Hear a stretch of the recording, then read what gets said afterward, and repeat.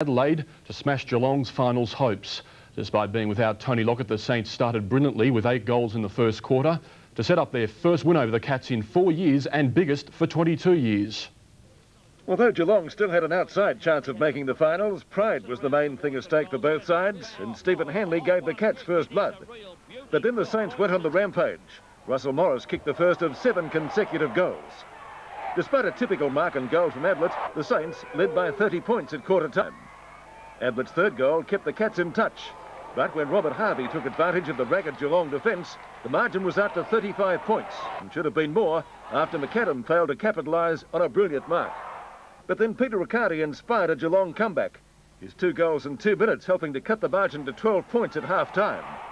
St Kilda produced some of its best football for the year in the third quarter, Craig O'Brien proving a more than able standby for Tony Lockett. Gary Ablett's strength and poise gave the Cats some hope, but it was the Saints' day, Nicky Winmar kicking 1 of 10 St Kilda goals for the term. The slaughter continued in the final quarter, the 71-point St Kilda win clearly upsetting Gary Ablett, but at last giving some joy for the Saints. With a big task to reach the top 6. Although Geelong still had an outside chance of making the finals, pride was the main thing at stake for both sides, and Stephen Hanley gave the Cats first blood. But then the Saints went on the rampage. Russell Morris kicked the first of 7 consecutive goals. Despite a typical mark and goal from Ablett, the Saints led by 30 points at quarter time.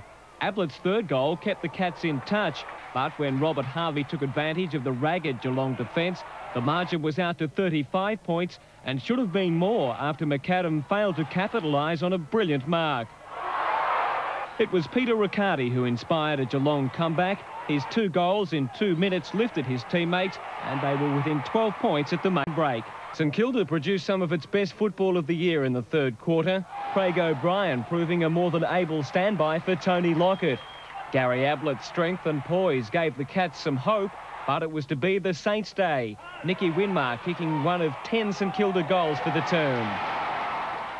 The slaughter continued in the final quarter, the 71-point St Kilda win clearly upsetting Ablett, but at last giving some joy for the troubled Saints. Anthony Hudson, 10 Eyewitness News. Got 11 between them. I'm not sure how many points Fode. Just 9, Bobby. Thank you for that. 5-9 for Fode. Well, he must have had a lot of touches, Bobby. And that was a goal. O'Brien not only kicked 6, got involved with Brown there.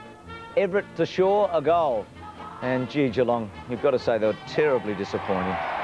Colin. Ken, just what the doctor ordered. Well, it was, Simon. It was a day where, you know, our club was able to regain a lot of confidence and certainly something to build on for the rest of the year and, more importantly, now for next year. Confidence seemed a big thing out there today. The players, they were desperate and they were just hard at the ball all 4 quarters. Yes, well, you know, we were humiliated last week and it really hurt. Hit the spot with a lot of our players and, you know, to their credit, they were able to really bounce back through the door today. The young guys just seemed very impressive today. Everett, Justin Peckett, all the young guys really, you know, showed that there's a lot of good football in them. Well, there certainly is, and you know, this club has a lot to look forward to. You know, there is a lot of good young talent coming through the ranks, and today's win will give them a lot of confidence. Where to now? Another win next week? Oh, well, of course, you know, there's a great deal of confidence gained out of a victory like today, and it's, you know, it's just vitally important for our club to go on and finish the year off in a significant manner.